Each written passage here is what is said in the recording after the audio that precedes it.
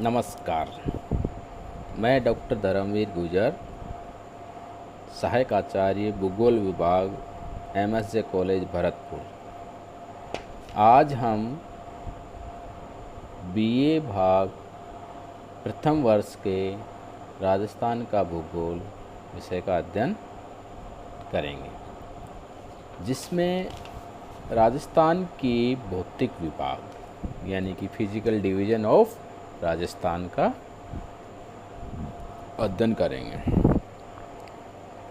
हम पूर्व के जो वीडियो हैं या पूर्व के वीडियो के माध्यम से जो क्लासेज हैं उसमें राजस्थान का सामान्य परिचय, राजस्थान की सीमाएं, राष्ट्रीय और अंतर्राष्ट्रीय, राजस्थान का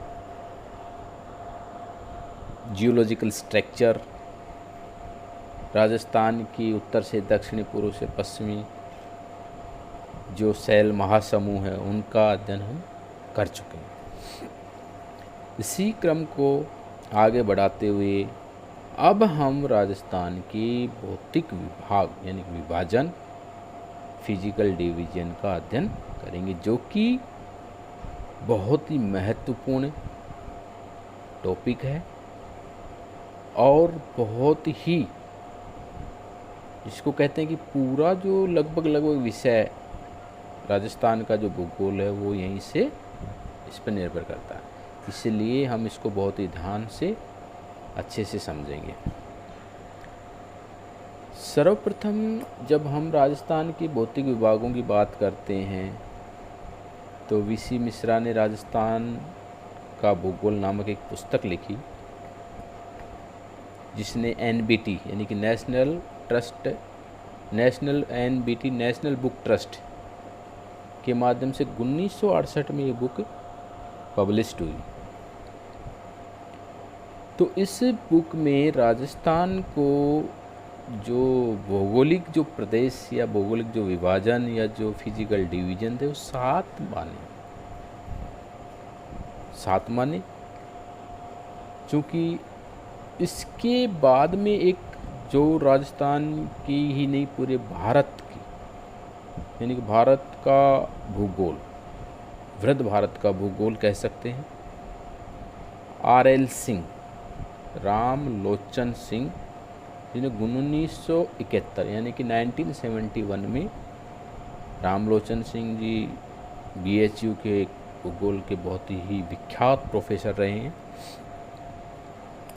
उन्होंने इसका और संक्षिप्त रूप से अध्ययन प्रस्तुत किया, जो कि सर्वमान्य पुस्तक और सर्वमान्य अध्ययन माना जाता रहा है अब तक। क्योंकि राजस्थान की जब भूआकृतिक स्वरूप की जब बात करते हैं तो बहुत ही प्राचीन स्वरूप की दृष्टि से पहचाना जाता है।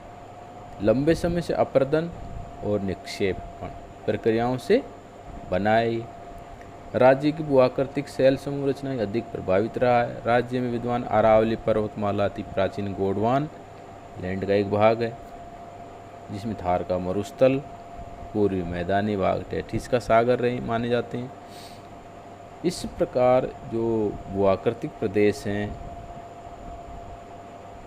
जो मोटे मोटे रूप से हम जो चाहे VC मिश्रा जी हों या RL सिंह हो, सारी बुकों को देखते हुए एक इसको राजस्थान के भूगोल को या राजस्थान को जो भौतिक विभाजन है वो मुख्यतः 4 माने जाते रहे। 4 कौन कौन से हैं? देखिए, इस जो विषय है और इस विषय का ये जो टॉपिक है, इसमें थोड़ा सा हम धीमी गति से अध्ययन करेंगे, क्योंकि ये बहुत महत्वपूर्ण टॉपिक है, वेरी इम्पोर्टेंट टॉपिक, जिसका हम यहाँ अध्ययन कर रहे हैं। पहला, जैसे मैंने बताया कि 4 भागों में विभक्त है। पहला पश्चिमी मरुस्थलीय प्रदेश, जिसको थार का मरुस्थल भी कहते हैं। दूसरा जो इसका भाग है अरावली, ठीक, यानी कि अरावली के पश्चिम में तो थार का मरुस्थल, जिसको पश्चिमी मरुस्थल भी कहते हैं। फिर अरावली आ जाता है, फिर अरावली के पूर्वी मैदान, यानी कि उसको अरावली के पूर्व में जो मैदान है उनको पूर्वी मैदान के नाम से, और दक्षिणी पूर्वी पठार जिसको हाड़ौती का पठार भी कहा जाता है। 4 हो गए। पश्चिमी राजस्थान का मरुस्थल, अरावली पर्वत प्रदेश, पूर्वी मैदानी प्रदेश और दक्षिणी पूर्वी पठार या हाड़ौती का पठारी प्रदेश। तो ये 4 भौतिक विभाजन राजस्थान को विभक्त करते हैं। क्योंकि अब हम इसको जैसे एक एक जो विभाग है उसका अध्ययन करेंगे। सर्वप्रथम पश्चिमी मरुस्थल प्रदेश, जैसा कि इसके नाम से ही हमें प्रतीत हो रहा है कि राजस्थान के पश्चिमी भाग में स्थित है और मरुस्थल भी है इसमें, जो कि न केवल भारत में बल्कि विश्व में प्रसिद्ध है, राजस्थान की पहचान है। और हम सब जानते भी हैं कि ये अरावली के पश्चिम में लगभग 300 mm वर्षा वाले क्षेत्रों को फैला हुआ है। इसमें ये राजस्थान का लगभग 60 पॉइंट से 61 पॉइंट के मध्य कुल क्षेत्रफल का प्रतिशत हिस्सा फैला हुआ है, जिसमें राजस्थान के 10 ज़िले कौन कौन से? गंगानगर, श्रीगंगानगर, हनुमानगढ़, चूरू, बीकानेर, सीकर, झुंझुनू, जैसलमेर, जोधपुर, पाली, जालोर और सिरोही। ठीक है, जालोर, पाली, नागौर, एक नागौर, ये ज़िले इसमें सम्मिलित हैं। अब जब हम पश्चिमी राजस्थान का जो मरुस्थल है इसका उद्भव कैसे हुआ, बड़ी बात ये कि भाई कोई मरुस्थल बना है तो कैसे बना है, तो ये विभिन्न विद्वानों द्वारा विभिन्न मत प्रस्तुत किए गए। किसी ने कहा कि भाई ये चट्टानी ऐसी हैं, किसी ने कहा कि यहाँ पे टैथिस सागर था, किसी ने कहा कि हवाओं के द्वारा रेत के बड़े कण ईरान इराक की तरफ से पश्चिमी अरब से या पश्चिमी एशिया से पवनों के साथ, तीव्र पवनों के साथ में आके यहाँ जमा होते गए। विभिन्न मत यहाँ पे माने जाते हैं। लेकिन जब हम इसको देखते हैं कि भाई ये मूल रूप से कैसे आए, तो मूल रूप से यही मानते हैं कि जैसे अपन इंडो ब्रह्म जो नदी है उस कालांतर में वो नदियाँ यहाँ बहती थी, फिर मध्य भाग में जो अरावली यानी कि अपनी जो वाटर साइड लाइन है उसकी वजह से वो 2 भागों में विभक्त होता। कालांतर में ये टैथिस सागर के रूप में यहाँ पे वो धीरे धीरे जमा होते गए। अब ये लगभग जैसे हम इसकी जो जलवायु की बात करते हैं कि भाई ये भारत का विशाल मरुस्थल क्षेत्र तो है ही है, जिसको थार का मरुस्थल भी कहते हैं, तो इसमें शुष्क और अर्ध शुष्क जलवायु पाई है। अब सब जलवायु शुष्क और अर्ध शुष्क, तो अपने इससे हम संकेत समझ सकते हैं कि वर्षा यहाँ पे कम होती है। भाई वर्षा मरुस्थल अति शुष्क और अर्ध शुष्क को 25 सेंटीमीटर की रेखा और अरावली को 50 सेंटीमीटर की रेखा विभक्त करती है। इसमें एक बात सबसे बड़ी ये और आती है कि ये जो मरुस्थल है यहाँ जब जलवायु कठोर है, वर्षा कम हो रही है, तो ऑब्वियसली बात है कि तापमान अधिक होगा। तापमान अधिक होगा तो यहाँ पे कृषि कार्य कम होंगे। पेड़ पौधों में कांटेदार जो कम जल वाले पेड़ पौधे होंगे।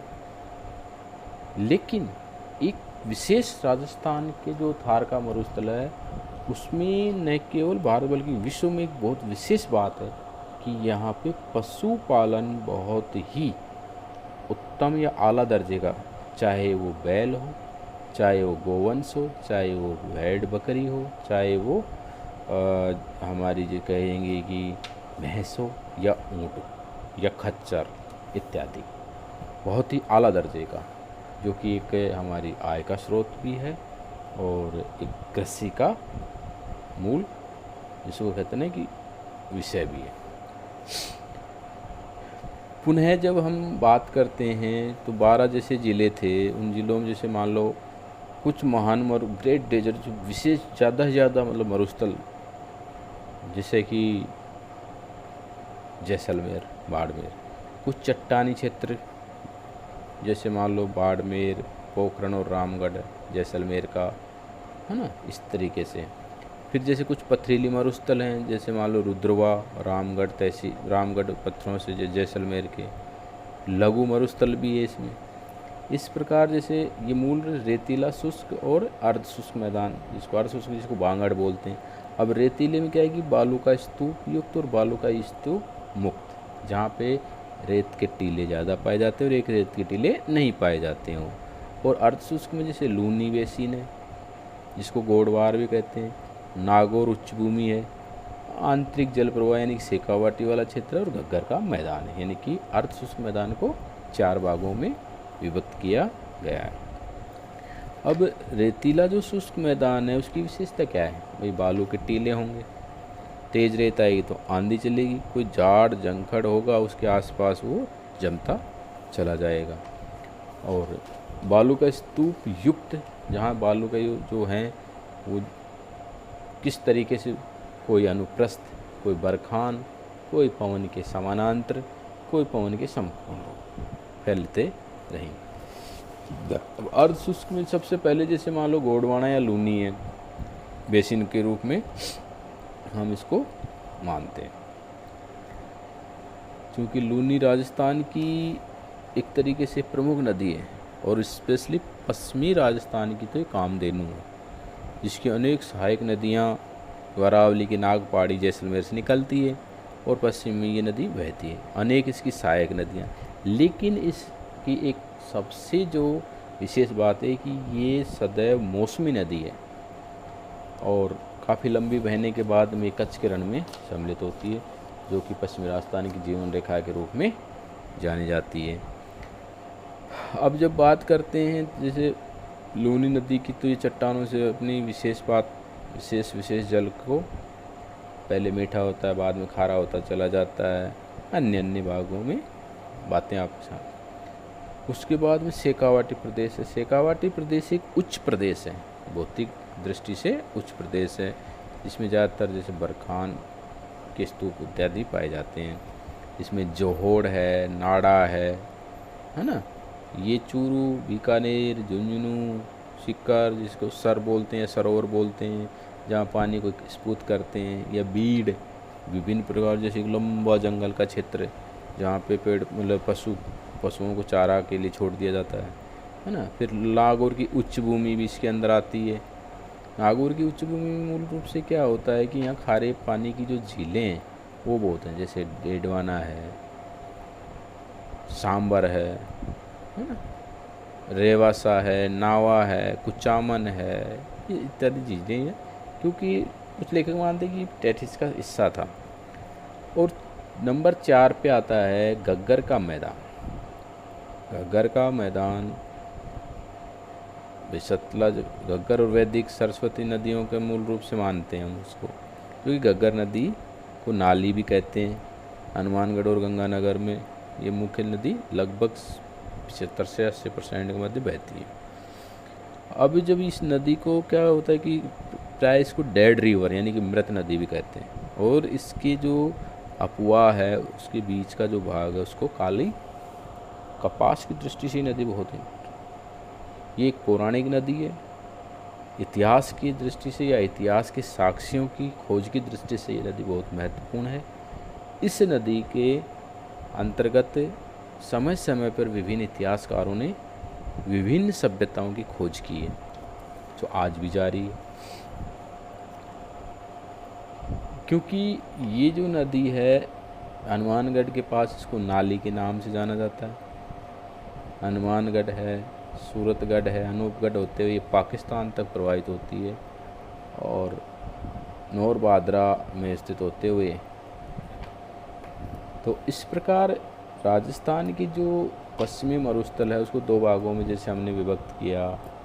सबसे पहले थार का मरुस्थल, फिर गोंडवाना प्रदेश अर्ध मरुस्थल, जिसके 4 भाग थे, गोंडवाना, लूनी, आंतरिक जल प्रवाह, शेखावाटी, नागौर उच्च भूमि और घग्गर का मैदान। अब हमारे सामने बात आती है कि मरुस्थल का महत्व क्या है। सबसे बड़ी बात यह है कि विश्व का सबसे घना आबाद जनसंख्या की दृष्टि से एकमात्र थार का मरुस्थल, और वो भी राजस्थान का मरुस्थल, जो कि विश्व में सबसे ज़्यादा जनसंख्या रखने वाला। जैव विविधता से मरुस्थल बहुत ही रिच है, चाहे ग्रेट वेस्टर्न जोन यानी कि डेजर्ट नेशनल पार्क जैसलमेर और बाड़मेर का हो, या ऋतु चक्र की दृष्टि से हो, या मानसून हवाओं की दृष्टि से हो, ये मरुस्थल मानव और जैव विविधता की दृष्टि से उत्तम। और पशुधन की दृष्टि से, खनिजों की दृष्टि से, चाहे पेट्रोलियम गैस की दृष्टि से या सौर ऊर्जा की दृष्टि से, पवन ऊर्जा की दृष्टि से, ये महत्वपूर्ण क्षेत्र है। राजस्थान की अर्थव्यवस्था में चाहे पशुधन हो, चाहे खनिज हो, चाहे पेट्रोलियम तेज यानी ऊर्जा के संसाधन हो, चाहे सौर ऊर्जा यानी कि गैर परंपरागत ऊर्जा के स्रोत हों, उसमें पश्चिमी राजस्थान अपना महत्वपूर्ण योगदान प्रदान करता है। चूँकि राजस्थान की जो मरुस्थल है, इसकी कुछ अपनी समस्याएं भी, जैसे कि इसका जो रेत है वो पूरी राजस्थान की तरफ जो अरावली पर्वत श्रेणियाँ हैं, उनकी जो गैप हैं, दर्रे हैं, उनके माध्यम से उत्तर प्रदेश तक चलता है। साथ ही ये लू को उत्पन्न करता है ना। तो ये जो मरुस्थलीकरण निरंतर फैल रहा है, उसका प्रमुख कारण भी है। तो इस प्रकार इसकी अपनी कुछ समस्याएं भी हैं।